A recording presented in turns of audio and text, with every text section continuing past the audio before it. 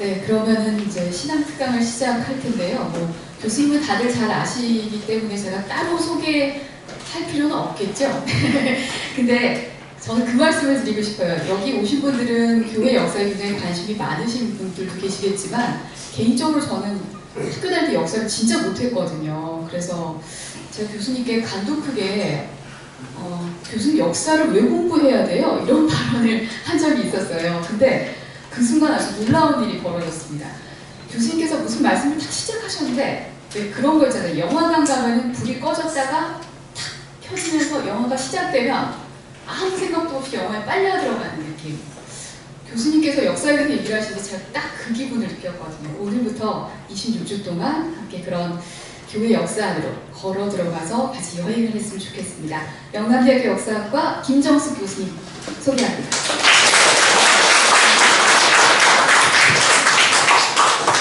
반갑습니다. 저희가 굉장한 능력가들을 모시고 있기 때문에 여러분은 그냥 편하게 강의를 들으시면 됩니다. 라디오를 생각하시거나 이렇게 할 필요 없어요. 우리 마리아 씨가 완전히 편집의 왕이시거든요. 그러니까 하시고 싶은 얘기 그대로 하시면 되고요. 역사를 왜 하느냐 하는 것은 앞으로 점점 가면서 알게 될 겁니다. 단지 이 시간은 어떻게 하냐면 저희가 하는 게 라디오 방송으로 나가기 때문에 여러분의 질문을 받는데 질문하실 때는 소설글 얘기하시고 가능하면 평화방송 홈페이지가 있으니까 그 홈페이지에 올려놓으시면 여러분에게 제가 개인적으로 답할 건 개인적으로 하고 아니면 여러분에게 전화를 해서 다음 시간에 질문을 하라고 할 겁니다. 그건 서로가 나눌 수 있는 질문이니까요. 그래서 질문을 하게 되면 그 답을 여기서 해서 보고 나가게 되는 거죠. 그래서 지금 강의를 들으면서 여러분은 메모를 했다가 질문을 홈페이지에 올려주시거나 제가 나가기 전에 해주시면 좋겠고 여러분의 주소는 마리아 씨에게 남겨주시면 제가 그곳에 얘기하겠습니다. 그리고 저희는 1시간 정수를 할 건데요. 1시간에 2주제를 할 겁니다. 무슨 얘기냐면 마리아 씨하고 얘기할 적에 제가 그런 얘기를 했어요. 교수님 역사를 왜 해요? 이러는데요. 저는 역사를 왜 하냐고 묻는 사람을 처음 봤거든요. 저는 역사는 죽어도 다 하는 줄 알았어요. 그러면서 우리가 사건을 아는 것만 중요한 게 아니고 한 사건을 역사적으로 보고 그게 우리에게 어떤 영향을 미치는지 우리 생활을 어떻게 보게 하는지 그래서 어쩌자면 교회사 묵상과 같은 것을 할 예정입니다. 근데 그게 길면 머리가 아프니까 1시간에 2주제를 할 예정입니다. 그리고 중간에 음악을 하나 하고 우리 음악의 대가인 사장 신부님이 오셔서 내가 지금 음악을 못 틀었는데요. 여러분 행복하라고 음악을 하나 해왔었거든요. 이따가 중간에 쉬는 시간에 하고 이렇게 해서 한 번 쉬고 그 다음에 해서 한 시간에 2주제를 생활에 정말 역사는 옛날 사람의 이야기고 나는 나이고가 아닌 그런 것을 찾아보자 하는 이야기입니다.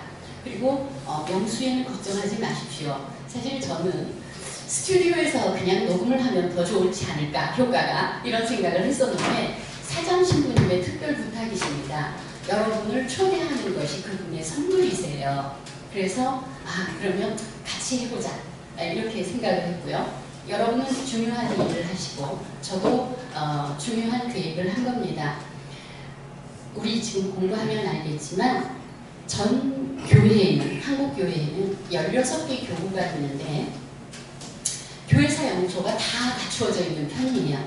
근데 교회사 연구소에서 회보를 내지 않고 있는 교구는 우리 교구가 굉장히 큰 교구인데 우리 교구입니다. 교회사 연구소하고 대중하고 관련이 별로 없는 교구예요. 그 평화방송에서 여러분에게 그 기회를 주시기 때문에 여러분이 하나의 연구원이 됐다라고 생각하고 그저 솔직히 생각하시고 솔직히 받아들이시고 솔직히 거부하시면 됩니다. 그 자체가 교회사를 돕는 거니까 그런 기회로 이 기회를 이용했으면 좋겠습니다. 됐죠? 그럼 우리 힘내라고 창예수님 한번 해볼까요? 창예수님. 성령이라는 인사는 약 150년 전에 교회에서 약속한 인사입니다. 그것도 나중에 공부하게 될 겁니다. 자, 시간에 대한 것을 여러분이 많이 느끼시죠? 이런 말이 있죠. 시간은 금이다. 이런 말이 있어요. 또 세월이 약이랍니다. 이런 노래도 있죠. 또 다른 거 있어요? 왜 이 시간을 들고 얘기하냐면 역사학이란 시간을 이해하는 학문입니다. 시간 속에서 변화를 인식하고 그 맥락 위에서 일정 시점의 모습을 형상화하는 작업입니다. 우리는 그 과정 중에서 시간은 누구에게나 공평하다는 사실을 깨닫게 됩니다. 우리가 대통령이라고 해서 24시간을 더 주는 게 아니고 가난하다고 해서 10시간만 주는 게 아닙니다.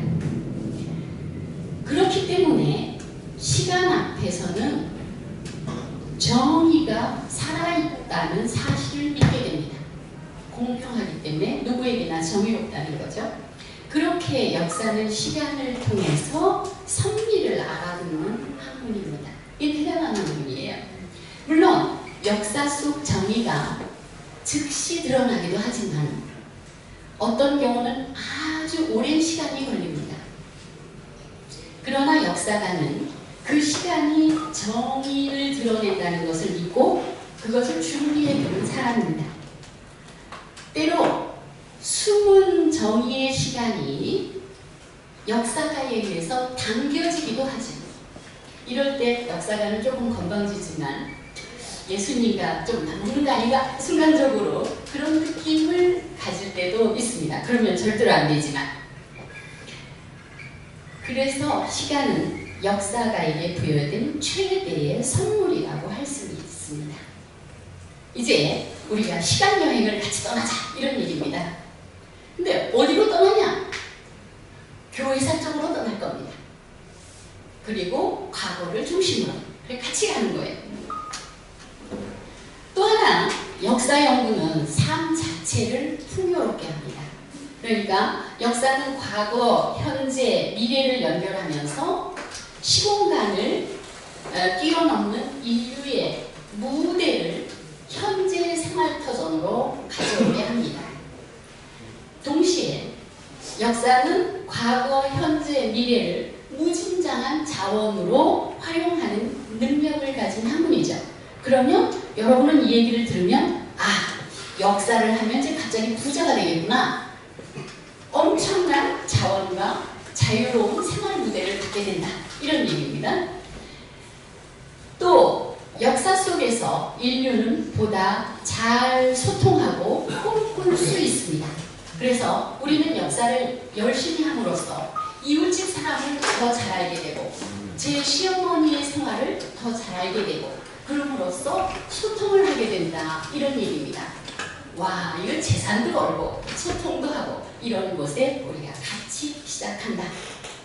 이렇게 생각하시면 됩니다. 이제 하나 더욱이 그 역사가 다듬는 분야가 아름답다면 이는 더할 말이 없이 행복하겠죠. 한국 교회사는 닦으면 닦을수록 아름다운 진주입니다. 이 점은 굉장히 강조하고 싶은데요. 한국 교회는 하느님께서 세우시는 새 기둥인 것 같습니다. 역사를 보면 16세기 우리나라에서 임진왜란이 일어났을 그 무렵에 세계에는 종교개혁이 일어났죠. 가톨릭 교회 안에서는 그와 같은 다른 갈래로 가는 건 아니지만 새로운 길을 찾고 새로운 모습으로 단장하고 싶었습니다. 이 새로운 모습으로 단장한 사람 중에 한 분이 이냐시오 로욜라 성인이시죠. 그분은 아시아를 영토에 두게 되었어요. 그래서 교회의 개혁을 바라면서 예수의 회원들은 새 땅인 아시아로 향했습니다. 그런데 중국에 가서 이른바 그 학문으로 선교를 했는데 실패했죠. 일본은 실질적인 외교를 했는데 실패했어요. 그 중국에 뿌리 내밀었던 씨앗 하나를 우리나라 사람이 우리나라 땅으로 들여왔죠. 그래서 우리나라는 신앙의 땅으로 선교가 된 것입니다. 첫째, 아시아에 들어오는 여러 교회 중에서 신앙의 땅으로 들어왔다는 이 조선교회, 이것이 중요한 바탕이 되었고요. 그 다음에 지난번 교황님께서도 오셔서 말씀하셨지만 우리 교회의 초대 신자들은 사도들의 시대처럼 삶을 살아나갔다 하는 얘기는 여러 번 합니다. 즉 세계교회가 새로운 마음으로 살아가는 모습을 우리 초대교회 신자들이 했다는 거죠. 그래서 신앙의 자유가 온 이후에는 우리나라 사람들은 민족의 문제를 같이 생각했어요. 초기에는 신앙으로 살았지만 그 다음에 민족의 문제를 같이 생각했죠. 초기에는 교촌으로 완전히 신앙생활만 했는데 밖으로 벗어나니까 어떤 문제가 생겼냐면 외교인들하고 같이 사회생활을 해야 되잖아요. 그래서 사회에 대한 참여를 하게 된 게 우리 교회이죠. 이제 그 다음에 큰 바탕 하나는 제2차 바티칸 공의회입니다. 바티칸 공의회는 교회 생활 자체를 쇄신하는 것을 말하죠. 그런데 바티칸 공의회를 얘기하는 것은 우리 한국 교회가 바티칸 공의회를 실천할 수 있는 가장 좋은 터전을 만들어 놓았다는 겁니다. 여러분께서 아시는 김수환 추기경님이 되시는 가장 큰 이유 중에 하나가 바티칸 공의회를 우리나라에 철저히 소개하면서 교회의 중요 인물로 등장하게 되셨고 추기경 동안에 그분은 그것을 실천하신 분에 속하죠. 그래서 바티칸 제2차 공의회를 실천할 수 있는 바탕이 우리 교회다 하는 겁니다. 세계 교회의 희망이라고 할 수 있겠죠. 더욱이 6.25 동란 때 피해를 입지 않고 모든 교회를 도왔던 대구교구는 자료를 많이 모아놨고 있는 그런 교구입니다.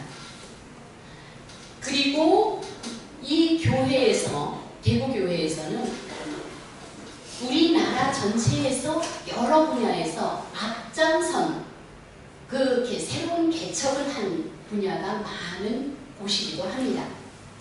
이러한 역사를 가진 분들이 우리나라 사람들이고 우리 대구교구 사람들이라는 겁니다. 그래서 행복한 마음으로 이 이른바 긴 여행에 같이 참여했으면 합니다.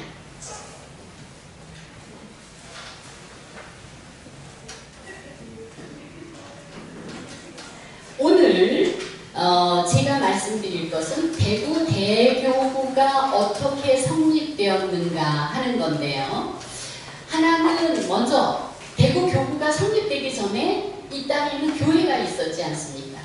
그래서 그 대구 교구 성립될 당시의 시대 배경을 한번 보고요. 그 다음에 두 번째는 대구 교구가 얼마나 크게 발전해 왔는가 이렇게 보는 겁니다. 오늘은. 그래서 첫째, 우리가 교구가 시작할 적에, 이 교구가 탄생할 적에 그때 상황은 어땠는가 하는 걸 보겠습니다. 천주교회는 젊은 청년 몇 명이 낯선 가르침에 감동해서 찾아 나선 이상적인 세계였습니다. 정조 때 이명 등 몇몇 젊은이가 책을 읽고 예수님을 주님으로 고백했습니다. 우리 모두가 귀한 사람이다. 그 당시에 모두가 귀하다라고 얘기하기는 상당히 어려운 상황이었거든요. 근데 우리 모두가 귀한 사람이라고 했습니다. 이 말씀에 새 세상을 꿈꾸는 젊은이들이 많이 감동했죠. 그리고 하느님을 모시고 살겠다고 결심을 했어요. 그 공감대는 점점 넓어지게 됐죠. 아시는 대로 1784년 이승훈이 그분이 영세를 해서 귀국한 다음에 서울의 수표교에서 이벽에게 세례를 줌으로써 한국 천주교회가 성립되었습니다. 젊은이들의 새 세상을 이루겠다는 실천운동이죠. 그런데 조선 청년들의 꿈꾸던 이상은 세계와 연결되었습니다. 신자들은 성사 생활을 하려면 성직자가 있어야죠. 세계 교회와 연결돼야만 했습니다. 복음을 받아들이는 것은 스스로 할 수 있었지만 신자 생활을 해나가는 데는 이제 교회 안으로 들어가야만 했죠. 북경교구에서 파견한 첫 선교사 누구시죠? 죽은 모신분님은 6년 만에 순교했습니다.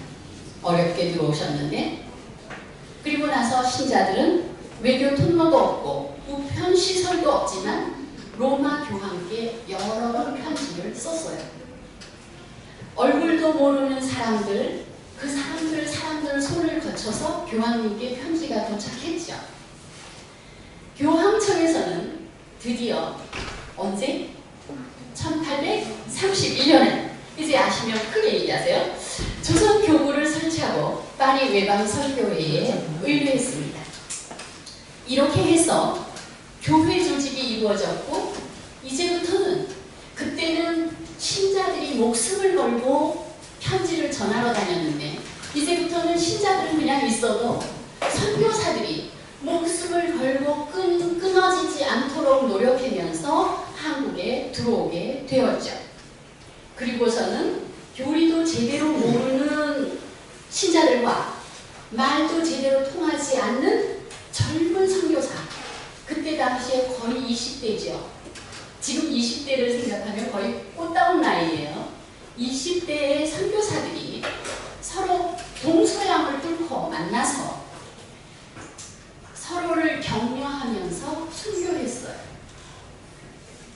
박해시기 100년 동안 우리나라에 60명은 성직자가 없었습니다. 문제는 순교자가 끝나지 않았었는데도 60여 년 동안 성직자가 없었다면 제대로 성사 한 번을 못 보고 순교했다는 이야기입니다. 우리 교회의 이야기입니다. 그리고 그 공백 시간에 신자들은 기다림과 노력으로 소통했습니다. 한편 천주교 신자가 계속 늘어나자 조선왕조에서는 이 세력이 두려웠어요. 갑자기 자꾸 늘어나니까 조선왕조는 성리학적 입장에서 그릇된 가르침에 빠진 어리석은 백성을 살리기 위해서 고문하고 다그쳤습니다. 신자들은 인간이 평등함을 믿고 서로 어려운 일을 도와주고 인간다움에 맞는 삶을 희망하면서 죽어갔습니다. 그리고 그들은 순교자들의 시신을 거두고 그들의 이야기를 전했으며 자신들도 그렇게 죽었어요. 교회가 박해로 쓰러지면 다시 세우고 또 세웠죠. 그런데 조선 사회에서 여러 어려움에도 불구하고 신자는 계속 늘어나는 겁니다. 아무 상도 안 주고 죽이고 아무 활동도 할 수 없는데도 신자는 계속 늘어났어요. 바로 이 힘이죠. 20년 후쯤, 그러니까 1789년에는 이미 신자가 1000명을 넘었어요. 1784년에 영세했다고 그랬잖아요. 1000명을 넘으면 이건 굉장한 공감을 일으킨 거죠. 10,000명을 넘은 때가 언제라고요? 96년. 그죠? 약 20년. 잘 아세요. 그리고 10,000명을 넘고 20,000명을 넘은 때는 865년. 예, 병인 박해 직전에는 20,000명에 이르렀습니다. 아무 상도 주지 않는 가르침이었죠. 예. 그런데 내년이 병인 박해 150주년입니다. 저는 병인 박해 저 어떻게 생각하냐면 이건 사담인데 저는 뭐라 그러냐면 예수님 저에게 앞으로 얼마만한 시간을 주실 거예요? 이러고 물어보거든요. 그러면서 다음 병인박해까지 살아볼 수 있었으면 좋겠습니다. 그러면 30년이에요. 너무 욕심인지는 모르지만 병인박해 그것은요 1년 동안 우리가 세월호 400여 명이 죽었을 때도 나라가 온통 뒤집혔습니다. 1년 동안 같은 죄로 한꺼번에 죽지도 않고 1년 동안 계속 7천여 명이 죽는다. 이러면은 나라가 온통 피비실 거예요. 지금 우리가 쉽게 병인박해 이렇게 얘기하지만 저는 다음 병인박해까지 살면 내가 그때 얼마나 그게 사람들이 안 죽은 사람도 신자 아닌 사람도 불안할 거 아니에요.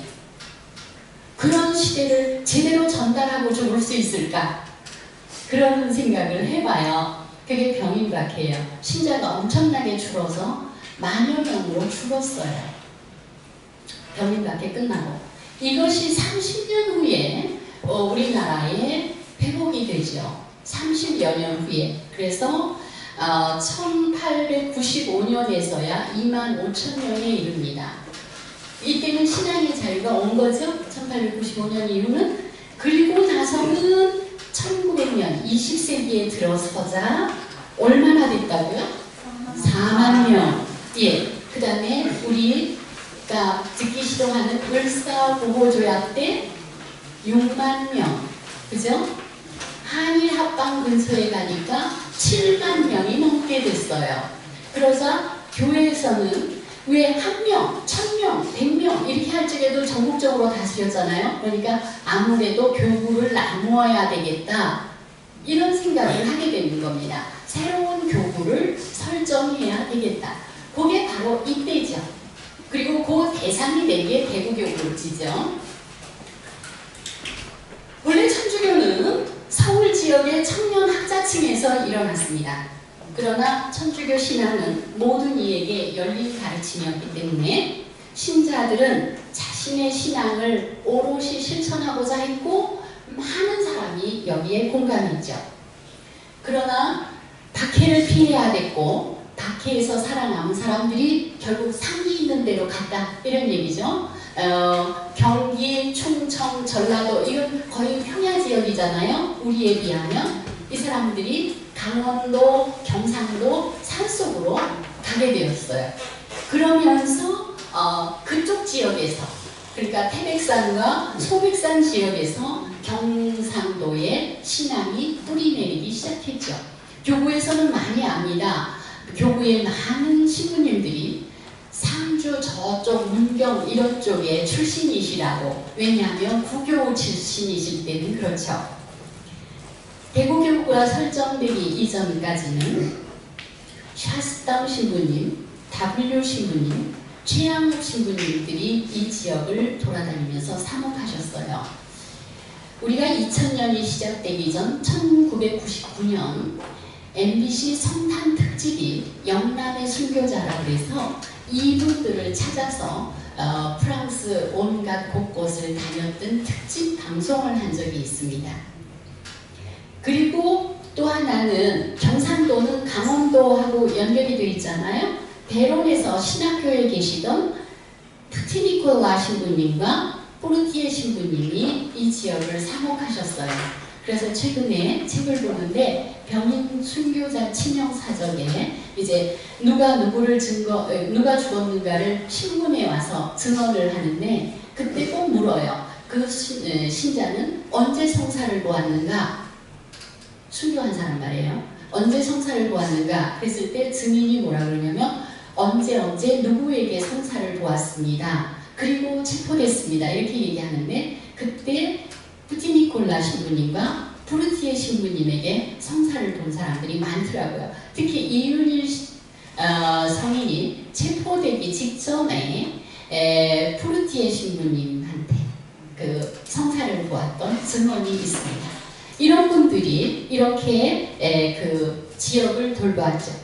그러나 1882년 이후 신앙의 자유가 오고 나서 선교사들의 활동이 자유로워지자 이 대구에 들어와서 터전을 잡은 분은 로베르 신부님이시죠.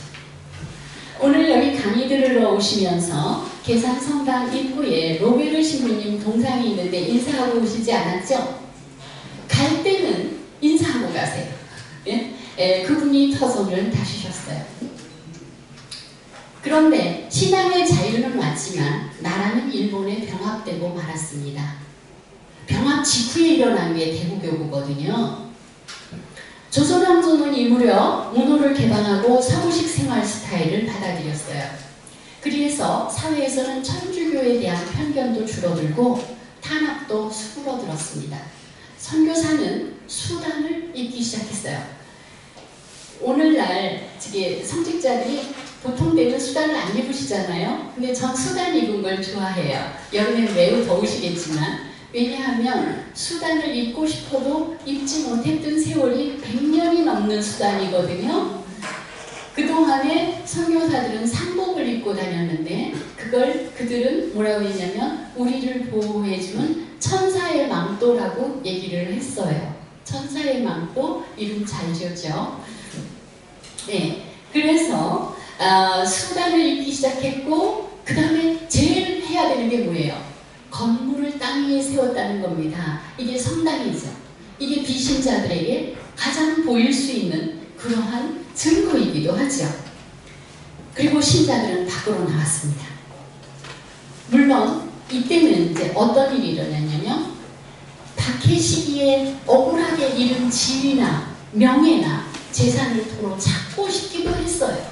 그들은. 그래서 일어난 갈등들을 교환이라고 해서 저희가 나중에 한번 보게 될 겁니다. 또 하나는 개신교가 들어와서 크게 성장하기 시작한 때입니다. 더욱이 아까 잠깐 말씀드렸듯이 교회 신자들은 전통시대 교우촌에서 나와서 외교인들과 같이 생활하게 된 겁니다. 어떤 면에서 신앙생활 면에서는 어려워진 거죠. 사회생활을 사는 데는 쉬워졌지만 신앙생활을 사는 데는 보다 다른 장치가 필요했던 이런 시대에 이제 밖으로 나오게 됐습니다. 그와 함께 신자들은 이제 시대가 무엇을 요구하는지 시대의 소명을 읽고 실천하면서 발전해 나가야 됐습니다. 그 초시기에 이루어진 탄생한 교구가 대구 대교구입니다. 그때 대구 강목구로 시작이 됐죠. 1911년 한일 합방이 강행된 다음에 경상도와 전라도 지역, 특히 제주도도 우리 구역에 속했죠. 그래서 경상남북도, 전라남북도, 제주도 초기에는 충청도 일부도 우리에게 소속돼 있었어요. 나바위 성당에 신부님들이 피정을 자주 가는 이유가 그거죠. 지금 나바위가 충청도에 속하잖아요. 이런 일대의 지역을 가지고 대구 교구가 설정되었습니다.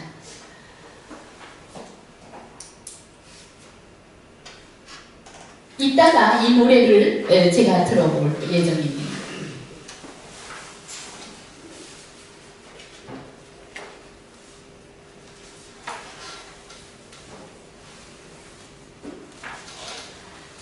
그 교구가 설정될 당시에 조선 천주교회는 약 7만 명이 있었습니다. 신자가. 그리고 본당이 54개, 공소가 1024개, 그러니까 1000여 개. 그러면 이게 뭐예요? 공소 시대네요. 완전히 공소 시대죠. 그 다음에 성직자는 주교가 한 분 계셨고요. 선교사가 46, 한국인 사제가 15이에요. 선교사가 훨씬 많죠. 우리는 선교사가만 있던 시대에도 교회가 있었으니까요. 그래서 총 62명인 요때가 우리가 교구 나눌 시기의 교세입니다. 그러면 대구교구가 얼마나 가졌는가? 대구교구는 신자 26,000명, 본당 18개, 공소 390개로 시작했어요. 그리고 선교사 15, 한국인 신부님 3, 이렇게 해요. 여기와 여기를 비교해보면 우리가 알 수 있는 게 그때 교구의 반반으로 나뉜 게 아니구나. 그때 교구가 이제 조선대목구에서 서울교구, 대구교구로 이렇게 나뉘는데 반반이 아니라 대구교구가 3분의 1이구나 하는 것을 아시게 될 거예요. 서울교구는 이것을 어떻게 설명했었냐면 당시에 교구를 또 하나 나눌 것이다. 위에 북쪽으로 그렇게 얘기를 했지만 어쨌든 출발은 우리가 3분의 1 선을 가지고 시작을 했습니다. 26,000명 정도로 시작했는데 지금 교구에 48만의 신자가 있거든요. 100년이죠. 100년에 48만의 신자면 이게 몇 배예요? 하여튼 엄청난 배수예요. 자, 이러한 그 나눔이 있었고 그 다음에 저희가 이걸 시작하면서 초대 주교님이 드망주 주교님이시죠. 자, 그러면 우리 주교님께 감사하는 마음으로 주교님을 차례로 한번 불러봅시다. 자, 드망주 주교님 1대, 2대 무세 주교님, 3대 4대 주대영 신부님, 노남 주교님, 최영범 주교님, 서정길 대주교님, 이용희 대주교님, 최영수 대주교님, 조항일 대주교님. 조항일 대주교님은 2010년에 착자를 하셔서 지금까지 이어오고 계십니다.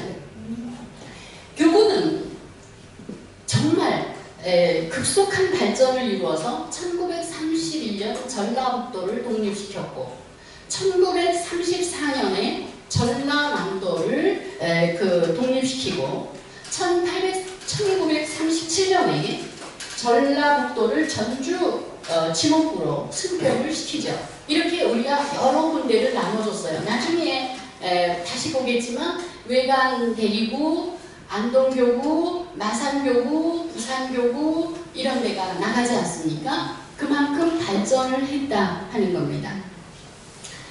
그리고 1915년에 샤르트르 성가오로 대구 수녀원이 세워졌죠. 올해 100주년 얼마 전에 기념미사를 했지 않습니까? 그 다음에 1935년에 시작된 포항 예수성심신여회, 지금은 예수성심신여회라고 부르죠,가 있습니다. 이렇게 수도회들이 들어와서 적극 도우면서 그것도 또 하나의 커다란 역할을 했다는 사실도 교구에는 큰 일이죠. 예수성심신여회 얼마 전에 80주년 했습니다. 그러니까 교구는 100주년이 넘고 수녀원 이제 100주년 올해 성심신여회 80주년 이렇게 긴 역사를 가지고 있는 교구입니다. 이런 단계를, 이러한 발전 과정을 공부하면서 그게 우리와 어떤 관계가 있는가를 보는 게 이 시간입니다. 그런데 우리끼리만 발전하지 않잖아요. 한국교회 전체에도 변화가 크게 일어나죠. 1920년대부터 30년대에 걸쳐서 영어를 사용하는 선교사들이 한국에 대거 입국합니다. 초기의 선교사는 맨 처음에는 중국인이 들어왔고요. 그 다음에 완전히 프랑스 1세기였잖아요. 그리고 일제 합병되기 직전에 독일권의 베네딕토회가 들어왔습니다. 근데 그 이후에 많은 수도회가 들어와요. 20년대, 30년대 영어권에서. 그리고 원산교구, 평양교구, 연길교구, 덕원수도원교구, 광주교구, 춘천교구 등등이 연달아 일어나게 됩니다. 그리고 커다란 발전이 있는데요. 이거 굉장히 중요해요. 1962년에 한국교회는 대목구 체제에서 교구 체제로 발전됩니다. 요거 한 챕터로 공부할 건데요. 역사를 하면서 역사 내용이 재미없는 게 아니라 역사 용어가 변해서 힘든 경우들이 있어요. 우리가 초기에 대목구로 시작했지만 그게 그거니까 모두 교구라고 해서 지금 교구장, 주교 뭐 이런 식으로 얘기를 하고 있는데 그게 큰 변화가, 오늘 같은 변화가 1962년에 일어나게 됩니다. 그리고 1981년에 한국 외방선교회가 생겨가지고요. 1984년이죠. 처음에 81년에 죄송합니다. 1974년에 한국 외방선교회가 생겨서 1981년에 우리가 첫 번으로 해외 선교사를 파견해요. 여기서 우리가 교포 사목으로 나간 선직자는 많습니다. 왜냐면 우리는 만주나 일본이나 이런 데 우리 교포들이 많으니까. 근데 정식으로 해외 선교사로 나가는 건데요. 파푸아 뉴기니아로 4분이 나갑니다. 한국 외방선교회 본부는 서울에 있죠. 그런데 우리가 굳이 이걸 기억하는 건 이게 중요하기도 하지만 초기에 한국 외방선교회는 자기 나름의 성직자를 못 길렀어요. 그래서 성직자를 꾸어다가 파견했는데 우리 교구에서 파견됐죠. 김동기 신부님이십니다. 평생 선교를 하시고 지금은 교구에 들어와 계세요. 김동기 신부님 여러 곳에서 선교를 하셨더라고요. 그런 것도 우리가 기억을 해야 되죠. 그래서 해외 선교를 시작해서 한국교회는 신앙 선조들이 짊어지고 있던 선교의 빛을 갖기 시작한 교회가 됐습니다. 제가 얘기했죠? 새로운 기둥이고 그리고 바티칸 공의회를 실천할 가장 큰 영향을 지닌 교회이고 그 다음에 과거의 빛을 갖고 있는 교회다 이랬습니다. 이렇게 아름다운 교회가 같이 살고 있는 우리 동포들에게 행복을 주지 못한다면 그건 조금 문제이지 않겠습니까? 그래서 우리가 소통이 일어나서 다 되면 힘을 모아서 남에게 행복을 주러 가자. 이게 저의 목적이죠. 2014년 현재 한국교회는 세계 간구 16개 교구가 있습니다. 그리고 두 분의 추기경님이 계시죠. 추기경님 열심히 일하시라고 한번 이름 불러드릴까요? 앞에 정진석 추기경님, 그 다음에 영수정 추기경님. 예, 이렇습니다. 그리고 34명의 주교라고 얘기를 했는데요. 34분이라고 했는데 2014년, 지금 15년이니까 이보다 많습니다. 근데 제가 숫자를 안 고친 건 정식 교회 통계가 나오지 않은 상태에서는 고치기가 어려워서 그것만 고칠 수가 없어서 그냥 놔뒀어요. 그 다음에 선직자가 약 5,000명. 그리고 그 다음에 수도자가 얼마요? 10,000여 명이죠. 그리고 신자가 550만이 넘습니다. 그러면 이제 아까 전체 교회의 3분의 1을 차지하고 출발을 했는데 지금은 그 정도는 안 되는 게 왜냐면 16교구 우리가 교구가 많이 나갔으니까요. 대구교구는 지금 주교가 2분 계시죠. 예, 이문희 대주교님, 그 다음에 조한길 대주교님. 성직자가 500명이 넘습니다. 이 500이라는 숫자에는 수도회 성직자를 제가 포함시켰습니다. 교구 성직자는 450명 요 정도 선에 있고요. 수도회가 들어있고 그 다음에 수도자가 10,000명이 넘고 신자가 약 48만입니다. 전체 교인 숫자에 비하면 우리가 10분의 1이 안 되는데 전체 교회에 근데 대교구의 인구율에 비하면 10%가 넘습니다. 예, 우리가 10%가 넘는 그러한 실력을 가지고 있다. 이렇게 이야기를 할 수가 있습니다. 그래서 이러한 시대적 상황들을 배경으로 해서 오늘의 대구교구 관할 지역에서 하느님의 나라를 완성하기 위한 행렬이 계속되어 왔습니다. 그리고 우리는 이제 그 행렬을 차례차례 순간적으로 짚어갈 것입니다. 잠시 쉬어야죠? 네. 쉬고 다음 한 챕터를 하면 이제 오늘 끝낼 겁니다. 네. 예, 잠시 쉬겠습니다. 이제 마음을 다시 다잡고 공부를 시작하겠습니다. 요게 이제 교구였던 건데, 교구 기억을 하시고요. 지금 이제 시장에는 이걸 할 게 아니고요. 이겁니다.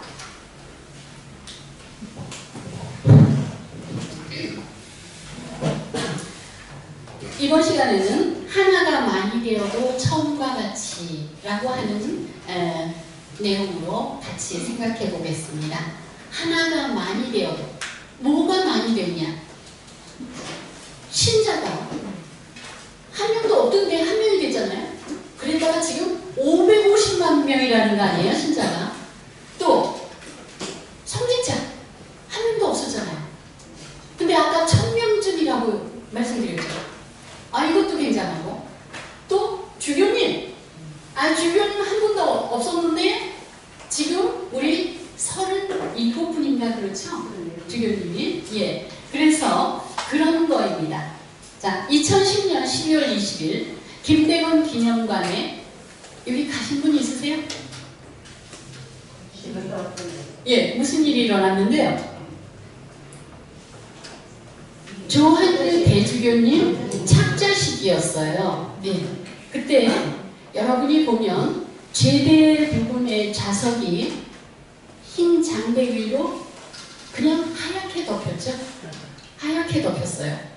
신부님들만 200여 분, 주교님이 30여 분 참여하셨습니다. 수도자와 신학생들까지 합치면 그야말로 대부대였어요. 교회사 발전을 한눈으로 보는 순간이었죠. 근데 저런 걸 보시면 어떠신지 모르겠어요. 전 눈물이 나요. 저는 마라톤의 결승선에 어떤 사람이 힘을 다해서 들어가는 걸 보면 눈물이 나거든요. 그런 것처럼 저렇게 장대기가 하얗게 덮여있는 제대를 보면 눈물이 나요. 얼마나 긴 세월이었는가 이런 생각이죠. 대구교구가 설치되기 이전에 박해시대 100년 동안 국내에서는 꼭 한 번 주교 서품식이 있었어요. 100년 동안에. 1857년, 그러니까 병인박해가 일어나기 한 10년쯤 전이죠. 3월 25일 성모 영보대축일 한밤중에 서울 주교댁에서 W 주교의 서품식이 있었어요. W 주교의 서품식. 그날 성성식에는 베르노 주교 한 분과 신부 3명, 그리고 서울의 회장들과 신자 몇 명만이 참석한 주교 성성식이었어요. 아마 교회사에서 이렇게 작은 주교 성성식은 그리 흔하지 않을 것이고, 그리고 이렇게 감동적인 주교 성성식은 그리 흔하지 않을 것입니다. 여러분은 W 주교님을 잘 아십니다. 박해 기간 동안에 21년 동안이나 살아남아서 그분을 살게 하신 뜻이 있었던 것 같아요. 굉장히 많은 일을 하셨고, 주교 서품된 지 9년, 교부장이 된 지 7일 만에 순교하셨죠. 어떻게 이런 그 성성식이 있을 수 있는가? 밑에 줄을 보겠습니다. 교회법 1014조에 의하면 주례주교 있어야 되고요. 그 다음에 최소한 2분의 주교가 계셔야 됩니다. 그래서 주교 성성식이 끝나고 나면 주교님이 4분이 되는 거예요. 근데 그때는 주교 성성을 할 수가 없는 거예요. 한국 땅에는 주교가 모자라서 안 됩니다. 그래서 박해시대 주교님들은 다 외부에서 성성을 하시고 오시거든요. 리벨 주교님도 나중에 로마에서 하시고 오시죠. 그런데 베르노 주교님이 들어오실 때 어떤 일이 있었냐면, 베르노 주교님은 이미 페리올 주교님이 그러니까 선종하고 난 다음에 들어오시게 주교로 임명받아서 만주에 계시다가 임명받아서 들어오게 돼요. 그때 이분은 교황청에다가 허락을 청합니다. 언제 죽을지도 모르는 이 땅에 주교는 있어야 됩니다. 그러니까 제가 들어간 뒤에 그 교구장을 이을 수 있는 보좌 주교를 임명할 수 있게 해주십시오. 그래서 그 권한을 얻어가지고 들어와요. 그래 베르너 주교님은 W 신부님을 선택했죠. 그분은 이미 그때 10여 년이나 이 조선교회를 위해서 일하고 있던 분이에요. 아주 최적의 분이죠. 그래서 W 주교님과 베르너 주교님의 나이 차이는 4살이에요. 그리고 주교 서품 차이는 3년입니다. 베르너 주교님은 만주에서 성성을 하고 들어오셨으니까요. 그 두 분은 1866년에 함께 순교하셨고 1984년에 함께 시성되셨어요. 아마 언제나 우리하고 함께 있을 거예요. 박해 시대에 일어난 많은 일들을 우리가 너무 기억을 안 하는. 그래서 저는 막 그 요즘 주교님 그 성성할 적에 보면 그냥 뭐 길에 그냥 복도처럼 주교님들이 쓰잖아요. 그때마다 저는 저 생각을 합니다. 아, W 주교님의 주교 성성식 이런 생각을 하죠. 그러면 이제 시선을 돌려서 대구교구 초대 드망주 주교님의 서품식은 어땠는가를 보겠습니다. 1911년 6월 11일 서울 명동성당에서 거행됐습니다. 경향잡지는 여러 번에 걸쳐서, 왜냐하면 교구가 처음 분리되는 거잖아요. 그러니까 새로 나는 주교님에 대해서 임명 소식을 여러 번 전했어요. 그리고 서품식이 끝난 다음에는 그 기사 제목인데 정신을 잃을 뻔함 이런 제목으로 주요 후속 기사를 실었어요. 그때 행사 스케줄을 하는데 이렇게 써 있습니다. 성당 밖에 나온 중 듣지 못하던 음성이 들렸는데 자세히 알아보니 대구 사람의 목소리였다. 성당을 사면으로 돌아보니 대구 말소리가 끊이지 않으니 그 수의 많음을 가히 알겠다. 신기하다 대구 사람들의 거동이여. 모두 희색이 만면하고 희락함이 희한한지라. 즉 대구교구에서 대거 신자들이 상경했어요. 그런 말씨가 지금보다 더 톤이 높았겠죠. 왜냐면 지금 라디오나 뭐 방송 이런 것으로 많이 완화되니까.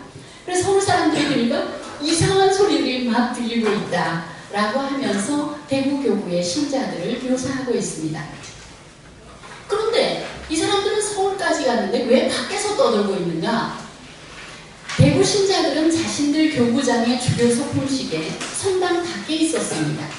그날 성당 입구에서는 순사 10여 명이 서서 입당권 조사를 했는데 그 표를 얻기가 쉽지 않았던 것 같습니다. 이게 입당권이에요. 지금 나눠드리면 다 들어갈 수가 있는데, 그죠? 그때 경향잡지에서는 입당권을 구해야만 서품식에 참여할 수 있다는 특별 광고가 실렸습니다. 입당권은 각 본당 신부, 약현성당, 종현성당, 용산신학교를 통할하는 내용이었습니다. 대구 신자들 대부분은 그 어려운 표를 구하지 못해서 성당 건물 밖에서 기다릴 수밖에 없었지만 그래도 몹시 흥에 겨워했습니다. W 주교님이 그 아름다운 예식을 많은 신자들과 같이 하지 못해서 섭섭하다 이렇게 했던 게 우리 교회거든요. 지금 우리 드망주 주교님 성성식에 신자들이 밖에서 축하하고 있습니다. 그로부터 100년이 되면서 대구교구는 10번째 조한길 교구장님을 모시게 되었습니다. 이번에는 신자가 너무 많아져서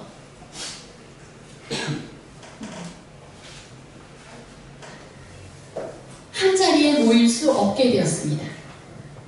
조금 흐려서 그런데 이런 표 받으셨었죠? 예.